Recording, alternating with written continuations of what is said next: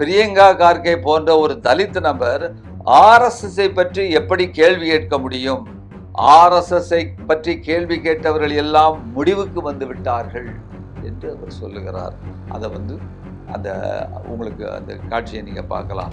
ಅಂದ್ರೆ ಅಷ್ಟು ಡೇಂಜರ್ ಅನ್ನೋದು ಅಲ್ಲ. RSS ತಂಟೆಗೆ ಬಂದವ್ರು ಉಳಿದಿಲ್ಲ ಅಂತೀರಿ, ಅದೇನು ಅಷ್ಟು ದಲಿತ ಮನುಷ್ಯನಿಗೆ ಅದಕ್ಕೆ ಬೇಕು? ನನ್ನ ಪ್ರಶ್ನೆ ಅಪ್ಪ. ಸೋಮ ಆರಾಮಾಗಿ ಹೋಮ್ ಮಿನಿಸ್ಟರ್ ಅಲ್ಲ, ದರಿದ್ರಿಗೆ ಅವಕಾಶ ಇಲ್ಲ ಅಂತ ಅಲ್ಲಿ ನಾ ಹೇಳ್ತಾರೆ ಕೇಳ್ರಿ. ಅವ್ರ ಅಪ್ಪ ಕಾಂಗ್ರೆಸ್ನಲ್ಲಿ ದುಡ್ದನ್ನ ಕಾರಣಕ್ಕೆ ಅವನಿಗೆ ಈ ವ್ಯವಸ್ಥೆ ಮಾಡ್ಯಾರ. ಚಂದಾಗಿ ಹೆಸರು ಗಳಿಸ್ಬೇಕಿಲ್ಲ, ಜನರು ಕೆಲಸ ಮಾಡಿ. ಈ RSS ಗಂಟು ಬಿದ್ದ ಅಂದ್ರೆ ಅವೇನು ಸರ್ವೈ ಆಗೋದಿಲ್ಲ. ನಮಸ್ಕಾರ.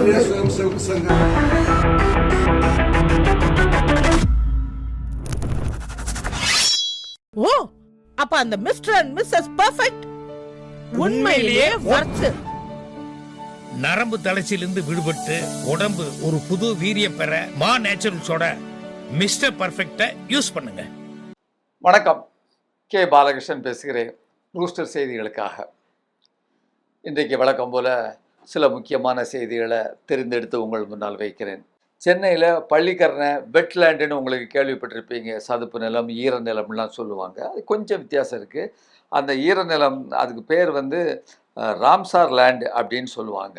அந்த ராம்சார் லேண்டு அப்படின்னு சொல்லக்கூடிய அந்த பெரும்பாக்கத்தில் உள்ள அந்த நிலம் ஏற்கனவே கடந்த திமுக ஆட்சியில் என்ன செய்யுதுன்னா, 2000 கோடி மதிப்பிலான 1250 வீடுகள் கட்டுவதற்காக பிரிகேட் மார்கன் ஒரு திட்டத்திற்கு அது வழங்கப்பட்டிருந்தது.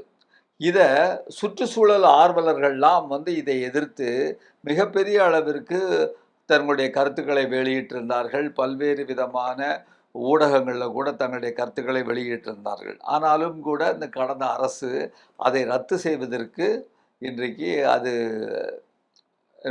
முடியாது என்று சொல்லிவிட்டது. இப்போ இது என்னன்னு சொன்னால், இந்த ராம்சார் கன்வென்ஷன் அல்லது ராம்சார் லேண்டுன்னு சொன்னால் என்னன்னு பார்த்தீங்கன்னு சொன்னால், 1971 February 2 ஈரானில் ஒரு சர்வதேச ஒப்பந்தம் ஏற்படுத்தப்பட்டது. அந்த ஒப்பந்தத்துக்கு பேர் ராம்சார் ஒப்பந்தம்னு பேர். அதாவது உலகத்தில் உள்ள ஈரநிலங்கள் எல்லாமே இதெல்லாம் பாதுகாக்கணும் அப்படிங்கிற ஒரு சர்வதேச ஒப்பந்தம்.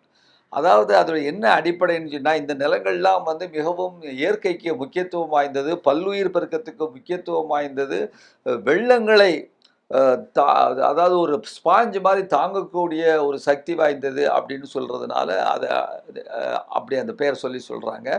அந்த நிலத்தை கடந்த அரசு எது குறித்தும் கவலைப்படாமல், சுற்றுச்சூழல் பற்றி கவலைப்படாமல் அதை வீடு கட்டுறது அப்படிங்கிற மாதிரி முடிவு பண்ணி அதுக்கான அறிவிப்பை செஞ்சுட்டாங்க. இப்போதைக்கு என்னன்னு கேட்டிங்கன்னா, இப்போ ப்ரெசண்ட் சிச்சுவேஷன் இப்போ என்னன்னு கேட்டிங்கன்னா, அதை சுற்றுச்சூழல் தாக்க மதிப்பீட்டு ஆணையம் அதை ரத்து செய்து விட்டது.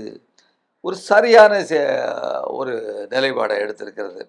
இந்த ஊழலை வெளிக்கொண்டு வருவதற்காக இந்த ராம்சார் நிலங்களை பாதுகாக்க வேண்டும் என்று தொடர்ந்து போராடி பல்வேறு சிவில் சமூகங்கள், அதில் குறிப்பாக சொல்கிறதாக இருந்தால் அறப்போர் இயக்கம், அவங்க போராடி ஊழலுக்கு எதிராக போராடி வந்திருப்பாங்க. இதில் சுற்றுச்சூழலை பாதுகாக்கிறதுக்காக அவர்கள் போராடி வந்திருக்கிறார்கள்.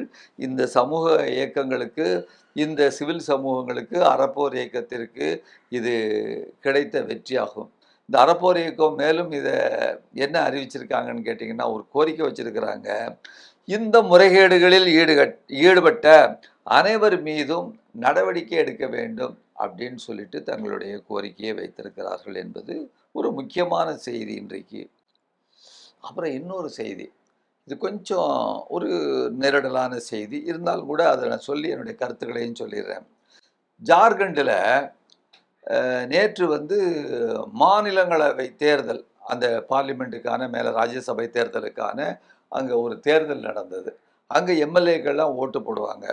அதில் கிராஸ் ஓட்டிங் விழுந்து, அதாவது யார் யார் என்னென்ன கட்சிகள் ஓட்டு போட வேண்டும் என்று அந்தந்த கட்சிகளுடைய கொறாடாக்கள் அதாவது ஆணை பிறப்பித்திருக்கிறார்களோ அதை மீறி எதிர்கட்சிகளுக்கு ஓட்டு போட்டிருக்கிறாங்க அப்படிங்கிறது. இதில் இப்போ 2 பேர் தேர்ந்தெடுக்கணும்.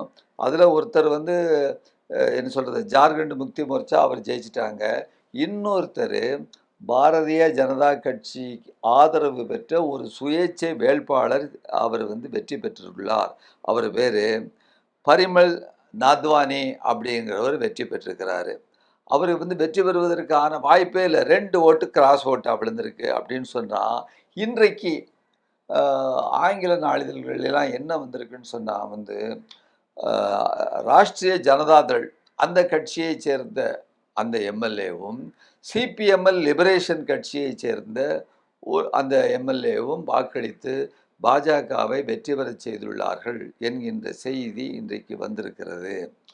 அப்போ இதை பொறுத்தவரைக்கும், இந்த செய்தியை பொறுத்தவரைக்கும் நம்ம எப்படி அணுகிறது அப்படின்னு சொன்னால், இந்த கட்சியினுடைய அந்த சிபிஎம்எல் லிபரேஷன் கட்சியினுடைய மேல் வந்து திபங்கர் பட்டாச்சாரியா வந்து அவர்களுடைய கட்சி அணிகளுக்கெல்லாம் கொடுத்ததில் வந்து நம்முடைய கட்சியைச் சேர்ந்தவர்கள் மேச்சரியாக வாக்களித்திருக்கிறார்கள் அப்படிங்கிற ஒரு செய்தியை கொடுத்துருக்குறாங்க. அதே போல தான் ராஷ்டிரிய ஜனதாதளும். அப்போ காங்கிரஸ் கட்சி தான் தங்களுடைய கட்சியில் உள்ள என்ன நடந்திருக்குங்கிறத அவர்கள் வந்து ஆய்வு செய்யணும், சுய ஆய்வு செய்யணுங்கிறத இந்த 2 கட்சிகளையுமே சேர்ந்து கொடுத்துருக்குறாங்க. இது வட இந்தியாவில் ஜார்க்கண்டு மற்றும் இந்த மேற்கு வங்காளத்துல எல்லாம் பத்திரிகைகள் எல்லாம் மிகப்பெரிய விவாதத்தை ஏற்படுத்தியுள்ளதுங்கிற இந்த செய்தி.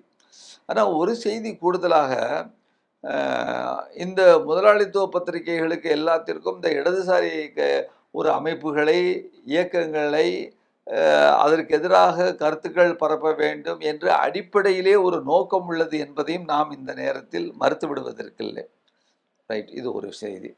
இன்னொரு செய்தி பார்த்தீங்கன்னு சொன்னால், தமிழ்நாட்டில் முக்கியமான நேற்று 2 நாளைக்கு முன்னால் நடந்தது.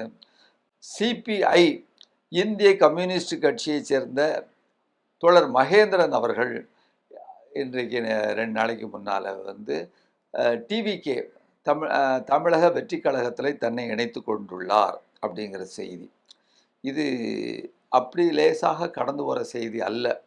ஏன்னு கேட்டால், அவர் வந்து கிட்டத்தட்ட ஒரு 50 ஆண்டுகளுக்கு மேலாக நாங்கள்லாம் வந்து சென்னைக்கு வந்த பொழுதே அப்பமிருந்தே அவர் வந்து ஒரு மாணவர் பருவத்திலிருந்தே ஒரு இந்திய கம்யூனிஸ்ட் கட்சி இயக்கத்தில் வந்து மிகவும் வந்து ஒரு முக்கியமான தோழராக இருந்தார். பல்வேறு பொறுப்புகளை அவர் பெற்றுள்ளார். 23வது மாநில அந்த மாநாடு தமிழ்நாட்டில் நடந்தது கோயம்புத்தூரில். அதில் கூட முத்தரசனை எதிர்த்து போட்டி போட்டார். 2015 நினைக்கிறேன், என்னுடைய நினைவு சரியாக இருக்குமானால். அப்படிப்பட்ட அந்த தோழர் ஸ்டேட் லெவலில் ஒரு செக்ரட்டரிக்காக போட்டி போடணும்னு சொன்னால் 2 ஓட்டில் தான் அவர் தோற்கடிக்கப்பட்டிருக்காரு, வெற்றி வாய்ப்பை இழந்திருக்காருன்னு ஒரு மிகப்பெரிய தலைவர்.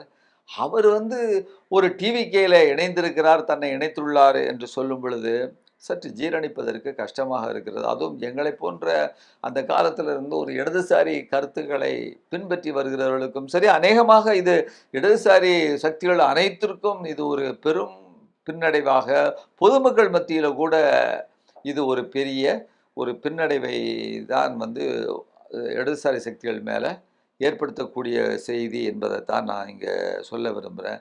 இப்போ இதை எப்படி பார்க்குறதுன்னு கேட்டிங்கன்னா, தேர்தல் அரசியலில் ஈடுபடும் பொழுது அப்போ அது அந்த கம்யூனிஸ்ட் கட்சிகளுக்கு, இடதுசாரி கட்சிகளுக்கு பரந்துபட்ட அளவில் மக்கள் பிரச்சனைகளை தீர்ப்பதற்கான ஒரு வாய்ப்பை கொடுக்கிறது. அதன் மூலமாக கட்சியினுடைய செல்வாக்கை விரிவடைவு செய்வதற்கு ஒரு வாய்ப்பை ஏற்படுத்துகிறது என்று சொன்ன பொழுதும், அதில் உள்ள இந்த சீரழிவு தன்மைகள் இருக்க, அது கட்சியை விட்டு வைப்பதில்லை என்பதும் நமக்கு இந்த செய்திகளிலிருந்து புரிய வருது. அப்படிங்கும் பொழுது இந்த கட்சி அணிகள், கட்சி தலைவர்கள் எல்லாம் கூடுதல் விழிப்புணர்வோடும் கூடுதலான ஒரு கல்வி மற்றும் விஷயங்களில் அவர்கள் இருக்க வேண்டும் என்பதைத்தான் இன்றைக்கு இந்த சம்பவங்கள் கோருகிறது. அப்புறம் இதை ஒட்டி ஒரு பாசிட்டிவான விஷயம், அது 2-3 நாட்களாக ஆகிறது. அது இந்த சந்தர்ப்பத்தில் தான் நான் இந்த கருத்தை இங்கே சொல்கிறேன். சிபிஐ, சிபிஎம் இந்திய கம்யூனிஸ்ட் கட்சி, இந்திய கம்யூனிஸ்ட் கட்சி மார்க்சிஸ்ட், இந்திய கம்யூனிஸ்ட் கட்சி மார்க்சிஸ்ட் லெனினிஸ்ட், இந்த 3 கட்சிகளும் தமிழ்நாட்டில் ஒரு சேர்ந்து இணைந்து அடுத்தடுத்த கட்ட நகர்வுகளை, போராட்டங்களை சேர்ந்து நடத்துவதற்கான ஒரு பிளாக்காக அவர்கள் சேர்ந்து செயல்படுவதற்கு அவர்கள் ஒப்புக்கொண்டுள்ளார்கள் என்பது மிகவும் ஒரு நல்ல சரியான செய்தி. இத்தனை ஆண்டுகளுக்கு பின்னால் இப்படிப்பட்ட ஒரு நிலைப்பாட்டை எடுத்திருக்கிறார்கள். அதில் ஒவ்வொரு கட்சியிலிருந்து 4 உறுப்பினர்கள் வந்து இருப்பாங்க, 12 பேர். கூடுதலாக மக்கள் மத்தியில் நாங்கள்லாம் கூட சொன்னோம் வந்து பெண் உறுப்பினர்கள் குறைந்தபட்சம் வேணும் அப்படின்னு சொல்லிட்டு அதை அந்த கட்சி தலைவர்கள் எல்லாம் பெண் உறுப்பினர்களையும் சேர்ப்பதற்கு ஒத்துக்கொண்டுள்ளார்கள் என்பது ஒரு செய்தி. எனவே இது தமிழ்நாட்டில் ஒரு அடுத்த கட்ட ஒரு பாசிட்டிவான நகர்வாக நாம் இதை பார்க்கிறோம் என்கின்ற ஒரு செய்தி. அப்புறம் இன்னொரு செய்தி பாருங்க, ஒரு 2 நாளைக்கு முன்னால ஜூன் 14ஆம் தேதி பங்களாதேஷிலுடைய பிரதமருடைய ஆலோசகர் ஜாஹித் உர் ரஹ்மான் அவர் டெல்லி விமான நிலையத்தில் ஒரு கூட்டத்துக்காக வர்றாரு. அப்படி வரும்பொழுது அவரை இங்கு உள்ள நம்முடைய இந்த எமிகிரண்ட் அத்தாரிட்டிஸ்லாம் அவரை நிறுத்தி உள்ளுக்கு விடலை, இந்தியாவுக்குள்ளே விடலை, அந்த ஏர்போர்ட்லேயே நிறுத்திட்டாங்க. என்னன்னு கேட்டால் பிளாக் லிஸ்ட்டு, கருப்பு பட்டியலில் அவருடைய பேர் இருக்குதான். அந்த இவங்க ஒரு லிஸ்ட் வச்சுருப்பாங்க, வெளிநாட்டிலேருந்து யார் வரலாம் யார் வரக்கூடாது, இவங்க இந்த வந்தால் வந்து நாட்டுக்குள்ளே என்ன குழப்பம் ஏற்படும் அப்படின்லாம் ஒரு லிஸ்ட் வச்சுருப்பாங்க இல்லையா, அதில் இவர் பேர் இருக்குது, அதனால் இவரை விடவில்லை. அப்புறம் வந்து அவர் அங்கே விமானத்தை அந்த இதுலேயே இருந்திருக்கிறார், ஏரோட்ரம்லேயே இருந்திருக்கிறாரு. அப்புறம் என்னன்னு கேட்டிங்கன்னு சொன்னால் வந்து அவர் அவங்க நாட்டை தொடர்பு கொண்டு அவங்க நாட்டிலேருந்து மீண்டும் இந்திய அத்தாரிட்டிஸை தொடர்பு கொண்டு ஒரு 2 மணி நேரத்தில் அது கிளியர் பண்ணியிருக்கிறாங்க. அதாவது என்னன்னு கேட்டிங்கன்னா இதற்கு காரணம் 2016ஆம் ஆண்டில் இந்திய அரசாங்கம் 2016 10 வருஷத்துக்கு முன்னால் அறிவித்த நம்ம கவர்மெண்ட் அறிவித்த அந்த பயங்கரவாத குற்றங்கள் போன்றவற்றிற்கான அந்த பின்னணியில் ஈடுபட்டவர்களுக்கு ஒரு கருப்பு பட்டியல் வச்சுருக்கிறாங்க. அதில் இவர் பெயரும் இருக்குதாம். அப்போ இவர் ஏற்கனவே அந்த பிரைம் மினிஸ்டருடைய தற்போதுள்ள பிரைம் மினிஸ்டருடைய ஒரு ஆலோசகராக இருந்திருக்கிறாரு. இவர் வர்றாருங்கிறத இவங்க முன்னக்கூட்டி தகவல் கொடுத்துருக்குறாங்க. அப்படி இருந்தும் அதை டெலீட் பண்ணலை, கிளாரிஃபை அதாவது பண்ணலை, அதை மாற்றியமைக்கலை என்கின்ற காரணத்திற்காக அவர் நிறுத்தப்பட்டார். 2 மணி நேரம் கழித்து அவர் மீண்டும் வந்து உள்ளே செல்லலாம் என்று அனுமதிக்கப்பட்டார். ஆனால் அவர் ஒரு பிரதம மந்திரிங்க, பங்களாதேஷ் சின்ன நாடாக இருந்தால் கூட ஒரு பிரதம மந்திரியினுடைய முக்கியமான ஒரு ஆலோசகர் இல்லையா, அவர் வந்து இது நமக்கு வேண்டாம் அப்படின்னு சொல்லிட்டு தன்னை எதிர்ப்பை காண்பிக்கும் விதமாக இருக்கலாம். அவர் வந்து கொலம்போ வெளியே அவர் வந்து தன்னுடைய நாட்டிற்கு சென்று விட்டார் அப்படிங்கிற ஒரு செய்தியை பார்க்குறோம். அப்போ இது இயல்பாக நடந்ததா, இந்த அதிகாரிகள் கவனிக்காமல் விட்டாங்களா, இல்லது இந்த பங்களாதேஷ் நாடு அதற்கு மேலே உள்ள இப்படித்தான் சில விஷயங்களை டீல் பண்ணுறது அப்படிங்கிற மாதிரி முடிவு எடுத்தாங்களா, அதோட ராஜதந்திர அந்த விவகாரத்துக்குள்ளே நாம் போக முடியாது. இருந்தாலும் இது நம்முடைய நாட்டிற்கு ஒரு அவப்பெயரை ஏற்படுத்தி இருக்கிறது என்று சொன்னால் இது மிகையாகாது. சரி, இன்னொரு முக்கியமான செய்தி பாருங்கள். கர்நாடகாவுடைய ஒரு எம்பி, சீனியர் எம்பி, பாஜக எம்பி, விஜயபுரா தொகுதியிலிருந்து தேர்ந்தெடுக்கப்பட்டவர். அவர் பேர் வந்து ரமேஷ் ஜிகாஜி நாகி. அவர் வந்து பாரதிய ஜனதா கட்சியினுடைய மூத்த எம்பி. அவர் வந்து என்ன சொல்கிறாருன்னு சொன்னால், பிரியங்கா கார்கே அதாவது மல்லிகார்ஜுன கார்கேனுடைய புதல்வர் வந்து சமீப காலத்தில் வந்து ஆர்எஸ்எஸ் பற்றி நீங்கள்லாம் பதிவு செய்யணும், ரெஜிஸ்டர் பண்ணணும் அப்படின்னு சொல்லி கேள்வி கேட்டிருந்தார் இல்லையா, ஹோம் மினிஸ்டராக இருக்கிறவர் கர்நாடகாவுக்கு. அது பற்றி அவர் குறிப்பிடுகிறாரு. என்னன்னு சொன்னால், அவர் சொல்கிற கேள்வியை பாருங்கள். ஒரு தலித் நபர், பிரியங்கா கார்கே போன்ற ஒரு தலித் நபர் ஆர்எஸ்எஸ்ஐ பற்றி எப்படி கேள்வி கேட்க முடியும்? ஆர்எஸ்எஸ்ஐ பற்றி கேள்வி கேட்டவர்கள் எல்லாம் முடிவுக்கு வந்து விட்டார்கள் என்று அவர் சொல்லுகிறார். அதை வந்து உங்களுக்கு அந்த ಕಾட்சியை நீங்க பார்க்கலாம். ತಗೊಂಡು ಏನ್ ಮಾಡ್ತೀರಿ ಕರಿಗೆಲ್ದು? ಗೃಹ ಸಚಿವರು ಸರ್, ಅದಕ್ಕಾಗಿ ಗೃಹ ಸಚಿವರು ನಾವು ಒಪ್ತೀನಿ. ಏನ್ ಹೇಳ್ತಾ ಅವನಿಗೆ ತಲೆ ಇಲ್ಲ. ಗೃಹ ಸಚಿವ ಏನ್ ಕೇಳಬೇಕು, ಏನು ಇದು ಅವನ ಕೆಲಸನ ಕೇಳೋದು. ಸಾರ್ವಜನಿಕರಿಗೆ ಕೇಳ್ರಿ ಹೇಳ್ತಾರೆ. ಇವಂದೇನು ಕೆಲಸ? RSS ನಾಗ ನೋಡ್ರಿ, RSS ತಂಟೆ ಯಾರು ಬಂದವರು ಉಳಿದಿಲ್ಲ.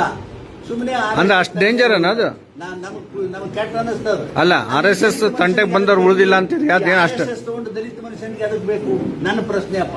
ಸೋಮ ಆರಾಮಾಗಿ ಹೋಮ್ ಮಿನಿಸ್ಟರ್ ಅಲ್ಲ, ದರಿದ್ರಿಗೆ ಅವಕಾಶ ಇಲ್ಲ ಅಂತ ಅಲ್ಲಿ ನಾ ಹೇಳ್ತಾರೆ ಕೇಳ್ರಿ. ಅವ್ರ ಅಪ್ಪ ಕಾಂಗ್ರೆಸ್ನಲ್ಲಿ ದುಡ್ದದನ್ನ ಕಾರಣಕ್ಕೆ ಅವನಿಗೆ ವ್ಯವಸ್ಥೆ ಮಾಡ್ಯಾರ. ಚಂದಾಗಿ ಹೆಸರು ಗಳಿಸ್ಬೇಕಿಲ್ಲ, ಜನರು ಕೆಲಸ ಮಾಡಿ. ಈ RSS ಗಂಟು ಬಿದ್ದ ಅಂದ್ರೆ ಅವೇನು ಸರ್ವೈ ಆಗೋದಿಲ್ಲ. ನಮಸ್ಕಾರ.